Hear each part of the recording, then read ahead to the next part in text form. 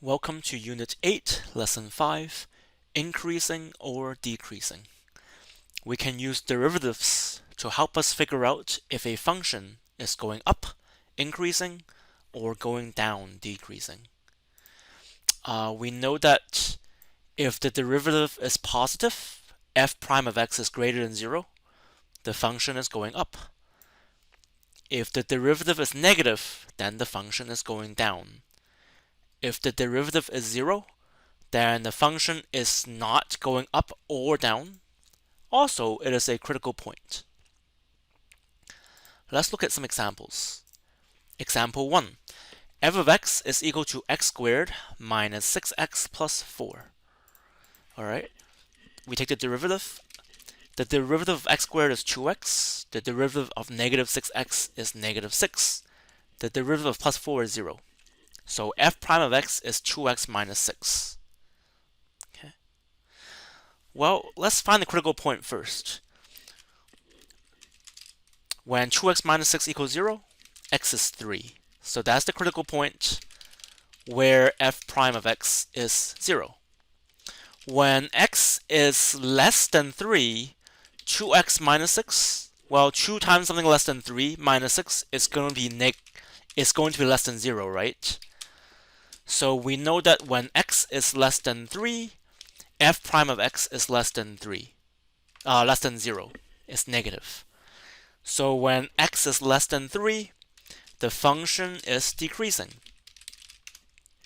When x is greater than 3, 2x minus 6 must be greater than 0. So when x is greater than 3, the derivative is greater than 0, so the function is increasing. To summarize, for this function, when it's at 3, the derivative is 0. When it's greater than 3, the derivative is positive. When x is less than 3, the derivative is negative. So when we sketch the graph, we know that at x equals 3, before that it's going to be decreasing. At x equals 3, there's a critical point, and then it will be increasing. In fact, it will be a parabola with x equals 3 being a vertex. Example 2. g of x is equal to 1/3 x cubed plus 2x squared minus 12x plus 5. Again, we take the derivative. The derivative of 1/3 x cubed is x squared. The derivative of 2x squared is plus 4x. The derivative of negative 12x is negative 12. The derivative of 5 is 0. We want to know when the derivative is 0. So x squared plus 4x minus 12 is equal to 0. When we factor this one, we get x plus 6. X minus 2 is equal to 0. So x must be equal to negative 6 and 2 when the derivative of 0 is 0. Those are the critical points. So we know then that the derivative is 0 at 2 and negative 6.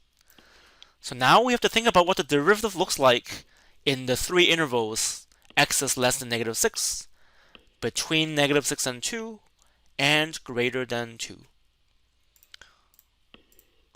In the interval x is less than negative 6, we have negative 6, so x plus 6 times x minus 2. Well, the first one is going to be a negative number. The second one is also going to be a negative number, because negative 6 plus 6 is negative. Negative 6 minus 2 is negative. Negative times negative is positive.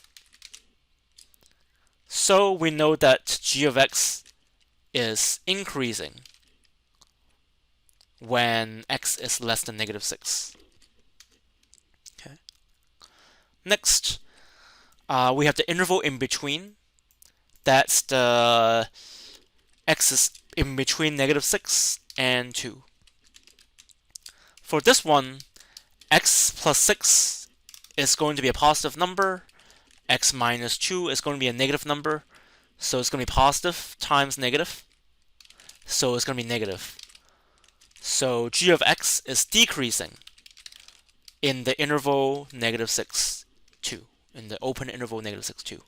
Finally, when x is greater than 2, everything is positive. X plus 6 is positive, x minus 2 is positive. So that means that g of x is increasing when x is greater than 2. Okay?